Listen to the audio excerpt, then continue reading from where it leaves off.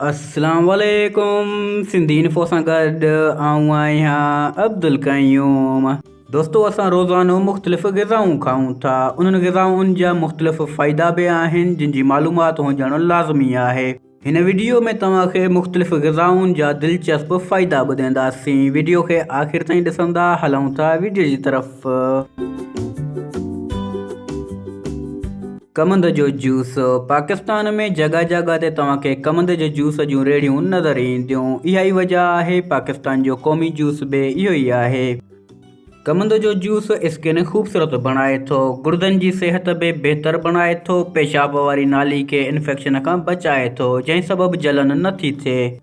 कमंद जो जूस इंसानी जिगर खे मज़बूत बणाए थो, जिस्मानी तवाज़ुन वधाए थो। गर्मियुनि में कमंद जो जूस पीअण सां माण्हू फ्रेश महसूस कंदो आहे।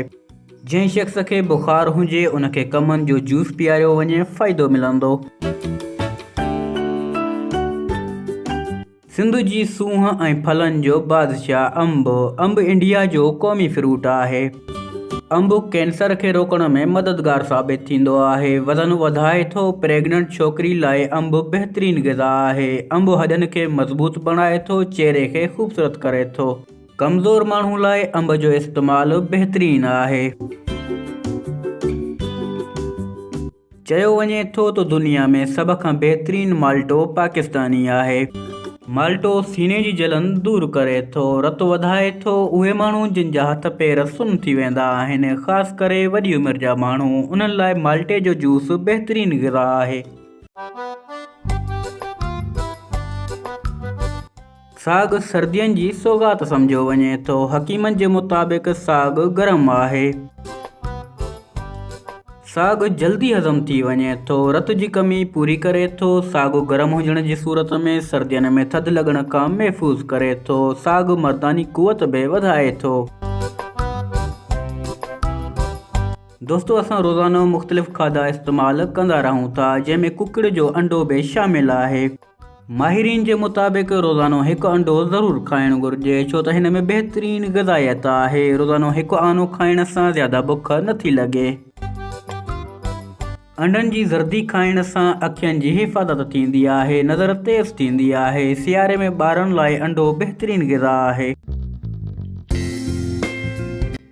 दुनिया जो शायदि ई को घर हुजे जिथे आलू न पचंदा हुजनि। मुख़्तलिफ़ खाधनि में मिली खाधे खे लज़ीज़ बणाइनि था। आला तवानाई हुजण जे करे तव्हांखे घणे वक़्त ताईं बुख खां बचाइनि था। आलू खाइण खां बाद पुरसकून निंड अचे थी। आलू जो इस्तेमालु चमड़ी खे ख़ूबसूरत बणाए थो। ॿारनि खे उॿरियल आलू खाराया वञनि त उन्हनि खे बहितरीन फ़ाइदो ॾियनि था। यादि रखो, उॿरियल आलू चिप्स न।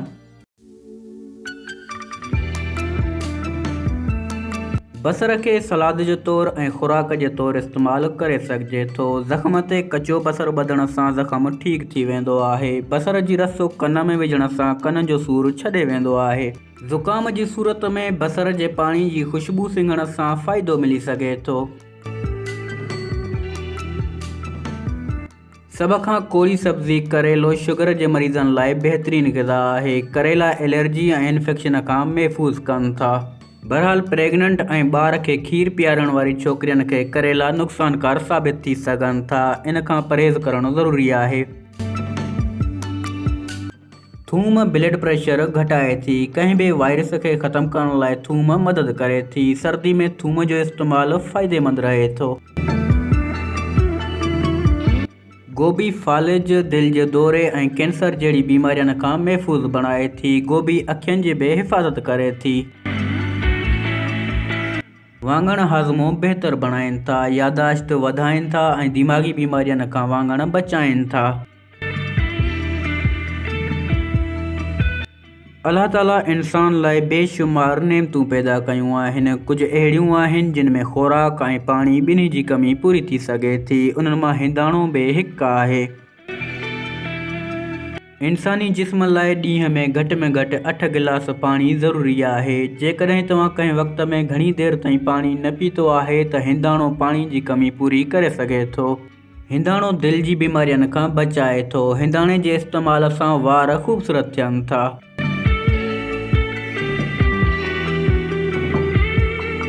यूरोप में केले खे नाश्ते में बि इस्तेमालु कयो वेंदो आहे। केलनि में भरपूर तवानाई आहे। हिकु केलो खाइण सां ॿिए वक़्त जी बुख नथी लॻे।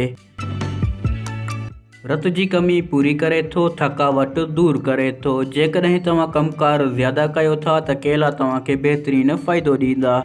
तव्हां अक्सर ॾिठो हूंदो क्रिकेट मैच में खिलाड़ी अक्सर केला खाईंदे नज़र ईंदा आहिनि। केलो दुनिया में सभ खां वधीक खाधो वेंदड़ फ्रूट आहे। पाकिस्तान जो 87% केलो सिंध में थींदो आहे। मशहूर चवणी आहे इन apple a day keeps the doctor away, मतिलबु रोज़ानो हिकु सूफ़ डॉक्टर खे परे करे थो। हार्ट अटैक ऐं फालिज जहिड़नि ख़तरनि खां सूफ़ बचाइनि था। ब्लड प्रेशर खे कंट्रोल करे थो, दिलि खे सिहतमंद बणाए थो, शुगर जे मर्ज़ खां महफ़ूज़ करनि था। यादि रखो, सूफ़ खे खल समेत खाओ, सूफ़ जी खल न लाहिणु घुरिजे। खारक सुनत नबवी आहे, इन खे कीअं विसारे सघिजे थो। खजी बि ब्लड प्रेशर कंट्रोल करे थी, दिमाग़ी सिहत बणाए थी। शागिर्द इम्तिहान जे ॾींहंनि में खारक इस्तेमालु कनि, कारकर्दगी बहितर थींदी। माखी इस्तेमालु करण बि सुनत नबवी आहे। माखी जी मिठास बहितरीनु निंड ॾियारे थी। जिन ॿारनि खे खंघि ज़ुकाम आहे उन्हनि खे सुम्हण खां पहिरियां माखी खारायो, आराम अची वेंदुनि। माखी उञ ख़तमु करे थी। माखी खे ज़ख़्म ते लॻाइण सां फ़ाइदो मिलंदो आहे। जेकॾहिं खाधो पचाइण वक़्तु छोकिरियुनि जो हथु जली वञे त माखी लॻाइणु बहितरीनु आहे। जेकॾहिं तव्हांजे वारनि में ख़ुश्की आहे त माखी सां वार धोइण सां ख़ुश्की दूर थी सघे थी। जेकॾहिं तव्हांजे चहिरे ते मोहीड़ा आहिनि त माखी सां फ़ाइदो मिली सघे थो। माखी स्किन ख़ूबसूरत बणाए थी। असांजो सब्सक्राइबर आहे सरवर बाकी। ही छोकिरो महिनत करे पियो, मोटिवेशनल वीडियोस ठाहे थो। इन जो चैनल सब्सक्राइब ज़रूरु कंदा, सरवर बाकी। दोस्तो, ही पार्ट 1 हुयो, तव्हांखे ग़िज़ाउनि जे बारे में ॿुधायोसीं। जेकॾहिं हिन वीडियो खे मोट सुठी मिली त पार्ट 2 बि ठाहींदासीं। उम्मीद आहे वीडियो तव्हांखे पसंदि आई हूंदी। सिंधी भाइरो लाइक ज़रूरु कजो, इन सां असांजो फ़ाइदो थींदो आहे। यूट्यूब ते हौसला अफ़ज़ाई बि थी वेंदी आहे। सिंधी इन्फो ते दिलचस्प वीडियोस जो सिलसिलो जारी रहंदो। मिलंदासीं अगली वीडियो में। अल्लाह हाफ़िज़।